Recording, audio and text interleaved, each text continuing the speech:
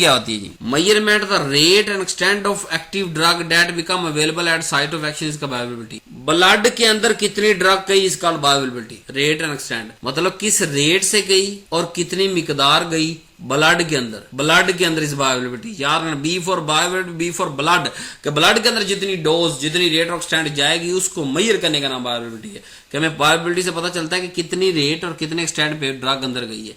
How much drug is available for therapeutic use of the site of action, कि किस तरह जो है वो थेरेपेटिक यूज हम इस्तेमाल कर सकते हैं। Number 1 absolute, number 2 relative. Absolute bioavailability होती है कि रिलेटिव होती है, दोनों टाइप्स है। पहले कहते हैं when we administer the drug through the route other than IV we compare it with the standard for maximum bioavailability, कि अगर हम आईवी के अलावा कोई दूसरी हम दे के चेक कर रहे हैं कि यार ऑरल रूट के थ्रू या पैच के थ्रू, तो हम उसको आईवी के साथ जब रिलेट कर रहे होते हैं तो उसको कहते हैं एब्सोल्यूट। रिलेटिव का मतलब comparison of two different formulation with standard same route, कि जब रूट सेम है, स्टैंडर्ड सेम है, फॉर्मुलेशन डिफरेंट है। मतलब एक के अंदर एक्सिपिएंट और है, दूसरे के अंदर एक्सिपिएंट और है। दोनों के एक्सिपिएंट किस तरह से ड्रग को छोड़ते हैं, ड्रग को रिलीज करवाते हैं, टैबलेट को ब्रस्ट करवाते हैं, टैबलेट को डिजोलेट करवाते हैं, उस बायोअवेलेबिलिटी को कहते हैं कंपैरिजन या रिलेटिव बायोअवेलेबिलिटी। यानी दोनों के अंदर रूट सेम है, दोनों के अंदर डोजेज फॉर्म सेम है, बट अगर हम किसी खास डोजेज फॉर्म को आईवी के साथ कंपेयर करें, क्योंकि आईवी सबसे मैक्सिमम होता है, तो ओरल को आईवी के साथ, ट्रांसडर्मल को आईवी के साथ, किसी भी को आईवी के साथ जब कंपेयर करेंगे वो एब्सोल्यूट बायोअवेलेबिलिटी कहलाएगी उस ड्रग की।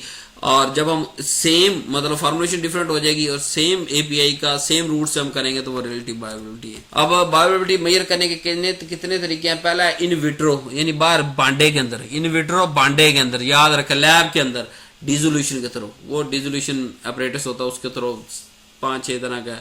In vivo with in living, यानी बॉडी के अंदर एनिमल मॉडल के अंदर हम चेक करते हैं bioavailability. On set of action के जरिए, ड्यूरेशन ऑफ एक्शन कितना रहा, इंटेंसिटी कितनी रही, क्लिनिकल ट्रायल के अंदर। तो ये सारे मेथड होते हैं बायोअवेलेबिलिटी को चेक करने के। फैक्टर 2 ही होते हैं, एक फर्स्ट पास इफेक्ट, दूसरा प्रोटीन बाइंडिंग।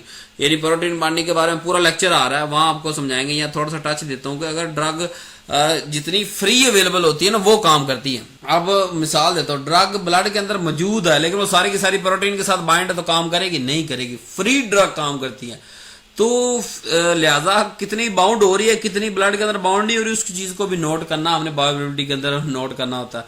और लिवर के अंदर जब पहली दफा ड्रग गुजरती है उसको फर्स्ट पास इफेक्ट कहते हैं। इब्न सुल्तान फार्मेसी यहाँ पूरे पाकिस्तान से आप जो है वो एक मुनासिब रेट पे मेडिसिन खरीद सकते हैं, डिस्काउंटेड रेट पे खरीद सकते हैं। मेरी अपनी वेबसाइट है, बेफिक्र होकर खरीदें। अल्लाह हाफिज।